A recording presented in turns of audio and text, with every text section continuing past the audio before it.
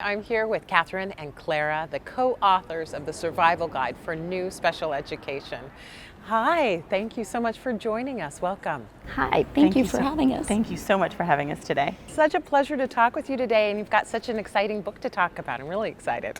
So what is the Survival Guide for the first year of special education teachers? Survival Guide is just that. It is a survival guide. I think that your first year teaching can be extremely difficult, and it was created from CEC and their investment in the field to try and help those teachers. Right. So it's really provides a lot of resources that are available. And not just for teachers. So one of the great things about the book is that it also helps administrators and coaches and mentors, everybody who's involved with working with brand new teachers. And we know that teachers statistically, especially special education teachers, leave the field at greater numbers, and that was upsetting to us as well. And so when we first started looking at the book, what do teachers need those first couple of years? Those touchstones, like where do I get my mail? Where do I find information? Who do I talk to about this? So we have nuts and bolts, and then we have procedural things, and then we have the federal guidelines, the HLPs and evidence and all that good stuff. But it really was a touchstone for teachers so that I had one teacher, I'm sorry, I'm going to go on with this. I had one baby teacher, new teacher, who carried it with him everywhere he went because all the acronyms were in the back of the book. All the acronyms, that we use in special education. Well, probably not all of them, but most of them. And he said, oh my gosh, I didn't know what they were saying at the IEP meeting, and I just flipped through and I was like, oh, I know what that is, right? So it was great, that confidence. Yeah, so it sounds like an incredible tool book. Correct. For new teachers as well as administrators and those trying to help them. What are resources for first year teachers to get in touch with anyone outside of the book?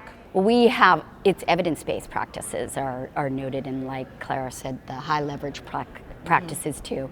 So there's a lot of resources that teachers don't even know are available to them, provided by the Department of Education or a variety of states that have free resources for them. Yeah, exactly. I think that's part of the beauty of the book, is it's really a repository of those free resources that so many teachers are inventing on their own, but all they have is a click away and they can access them.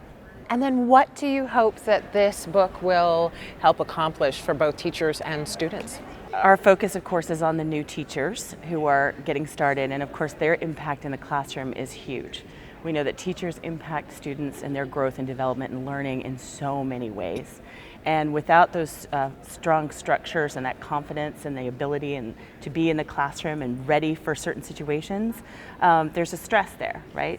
This is an opportunity for teachers, mentors, coaches, districts to have a tool to help support their teachers, then again, who are in the classroom working with students with disabilities and bringing forth their best, right? Because it's all about the students, we know that. When we were planning the book, our focus was what's happening in the classroom then? What are these teachers doing in the classroom, and how can we help them so that the students are getting everything they need and have the best teacher in that room? And I was going to piggyback too. I'm a parent of a child with a disability, so from the family perspective and the child perspective, we need good people.